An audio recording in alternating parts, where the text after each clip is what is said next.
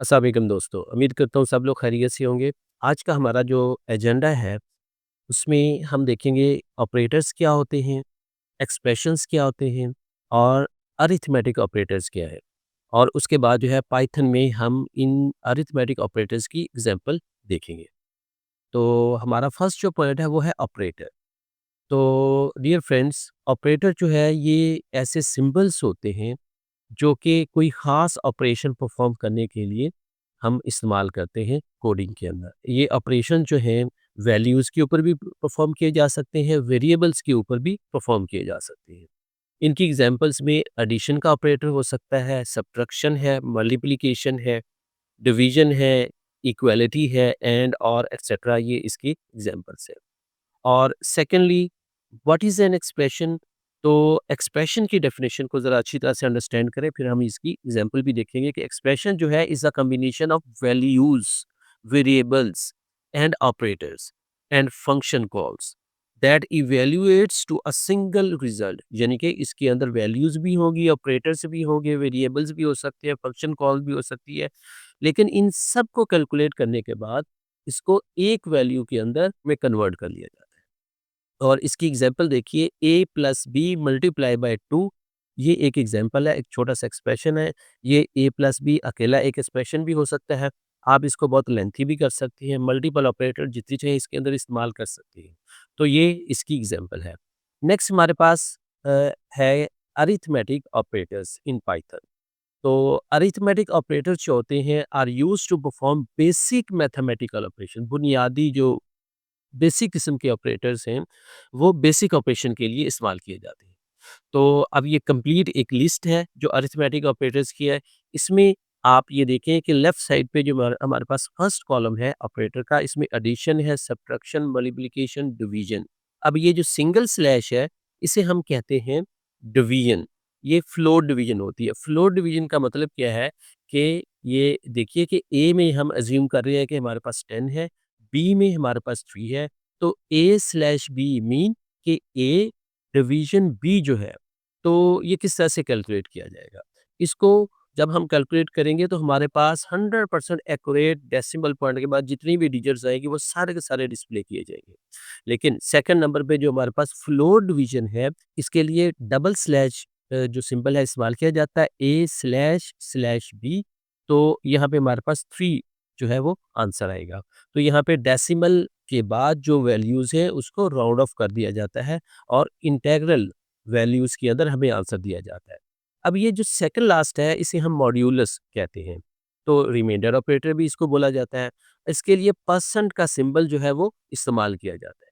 तो इसको ज़रा आप अंडरस्टैंड करें कि लेट्स सपोज़ कि ए जो है उसके अंदर हमारे पास वैल्यू 10 है और बी के अंदर हमारे पास वैल्यू 3 है।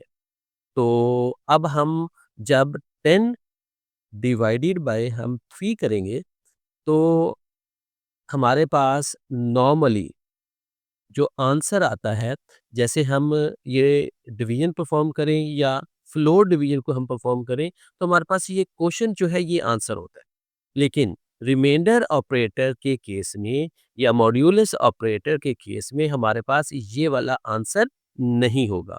हमारे पास यहाँ पे देखिए कि 3 को 3 से जब हम मल्टीप्लाई करते हैं तो 9 आता है, तो यहाँ पे 1 जो है हमारे पास बचता है। तो ये जो चीज़ बाकी बची है इसे हम बोलते हैं रिमाइंडर।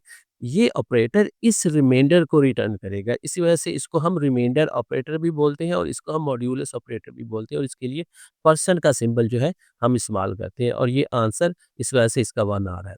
और इसी तरह से अगर हम ये स्टार स्टार को देखें तो ये इसे हम एक्सपोनेंशियल बोलते हैं। अगर ए में हमारे पास 10 है और बी में हमारे पास 3 है, तो ए और बी के दरमियान स्टार स्टार अगर लगा हुआ है तो इसका मतलब है कि 10 रेज़ टू द पावर 3। तो ये इसको जो हम कैलकुलेट करेंगे तो ये इक्वल टू 1000 आएगा। इस तरह से ये कैलकुलेट करता है। तो ये इसका आंसर है। और चलिए अब हम ज़रा इसकी प्रैक्टिकली परफॉर्मेंस जो है वो भी चेक कर लेते हैं। इसको आईडीएलई के अंदर अप्लाई करते हैं और इसको देखते हैं कि ये हमें क्या रिज़ल्ट दे रहा है।